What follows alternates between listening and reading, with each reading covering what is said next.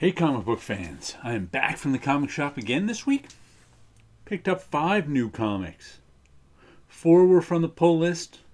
1 was off the shelf, but it was really one off the shelf from my pull list. We'll show you that in a minute.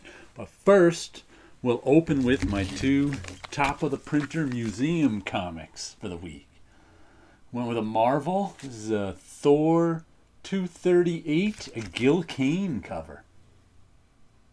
You can tell that just by the style, but there's also a GK signature out down there by the blurb up in that yellow. But besides his obvious style, there's also the signature. But it doesn't have an inker signature, so maybe he inked this one himself? I don't know. I didn't look it up because I knew it was Gil Kane penciling, but I don't remember him inking much himself. It doesn't look... I'll have to look it up now. But there we go. There's Thor 238. And this is Strangers in Paradise number 16. This is one... When did I there were some holes in my Strangers in Paradise collection that I filled... I don't even know when. Maybe a year or 2 ago? So now I have Strangers in Paradise 1 through 90. And I think this was one that was one of the holes, because I really don't recognize this cover. But it was fun to have out an early issue. I guess they're cosplaying. Princess Warrior. Fun stuff. I'll put these 2 back in my collection and pick out 2 new ones to keep on top of the printer and look at all week. Okay, here's the first. This is my off-the-shelf one. But it's the shiny logo version of The Great Gatsby. I got the regular version last week. And this week, since I only had 4 comics and I've started collecting Gatsby stuff. I ordered a I don't have my only copies of Gatsby or Great Gatsby are digital of the actual novel. So I ordered an illustrated version of the novel, only like $13. And then I found there was a graphic novel made of... I still haven't gotten the 2 graphic novels that came out this year. But there was a graphic novel, pardon me, that came out in 2007 about the Great Gatsby. But instead of being like a regular panel-to-panel graphic novel, it takes the form of a photo album.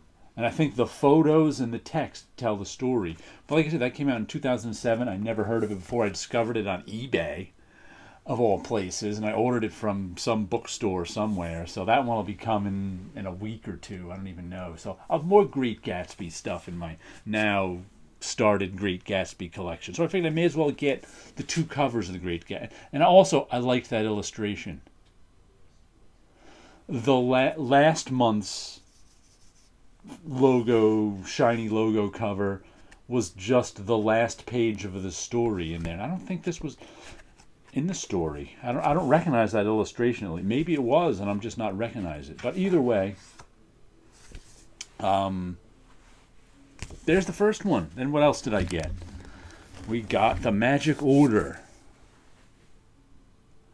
Volume 2, Number 3. This has been solid. Mark Miller and Stuart Immonen. First, I liked Volume 1. Volume 2 is now set up. So The Magic Order is this. They keep track of... They keep track of magic in the world and keep magicians from wrecking stuff. But now some rebel magicians there's a scary picture.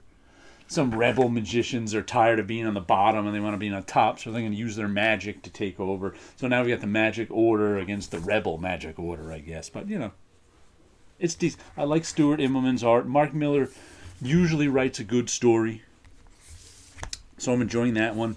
Now we've got Spawn 325. Todd McFarlane and Carlo Barbieri. 324. I liked. I was like, wow, this one was pretty well written. Then I noticed after I finished reading it that one wasn't written by Todd McFarlane. So. I enjoy these. I like the artwork. I don't think Todd McFarlane's the best writer. That's kind of the Achilles heel of these for me. Sometimes they're like really confusing and make strange choices. And stylistic choices, not plot choices. But it's the last of the $2.99 comics. So I'm buying it just because it's the last of the $2.99 comics. And Scott Connor's going to laugh at me again for it. Then what do we have here? One I worked on, Odin's Eye. Number 4, this is the weekly. This has been really good. Let me check the varnish on it. Oh yeah, that works. Check the varnish on the back. Okay, that's good for me. And you can, the back page, you'll find my name under production. There we go. But this has been a real good series. Issue 5 is the next one. It's a little pricey at $8 an issue. The first one being $10. But wow, is the artwork is really nice, and the story is really good. Last week's we finally got to see Odin kind of jump into the real world, and some of these 2 ogres show up. Besides that, it took place kind of in the real world mostly, with some hints of Odin. There's Odin spearing an ogre in the head. But this may be my favorite Bad Idea series yet, and I've liked most of them. They got some talent working for them who do some good comics. So check out that one. There's the devil for you. Let's see. They usually have a back cover done by some person, some artist doing a. This is Doc Moran. There you go. And let's see, what else do we got here? The last one is Nocterra. I was just looking at the cover. Nocterra. This is a special. Blacktop Bill special. That's what it is.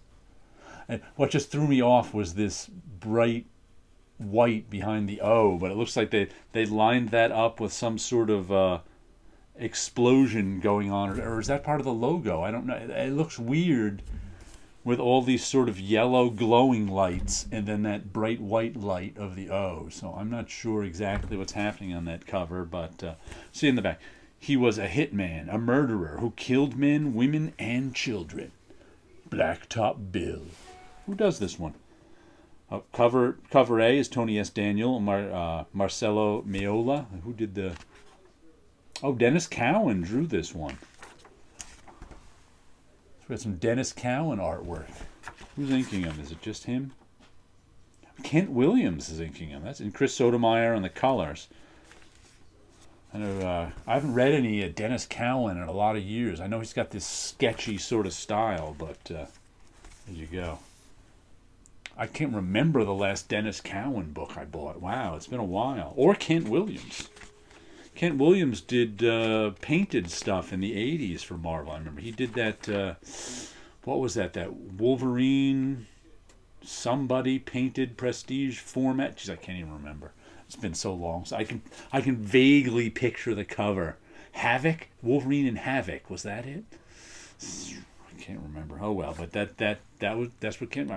I wonder how he ended up inking Dennis Cowan for an issue of Nocterra. I don't know. Unless it's a different Kent Williams. I don't know why it would be, but there you go.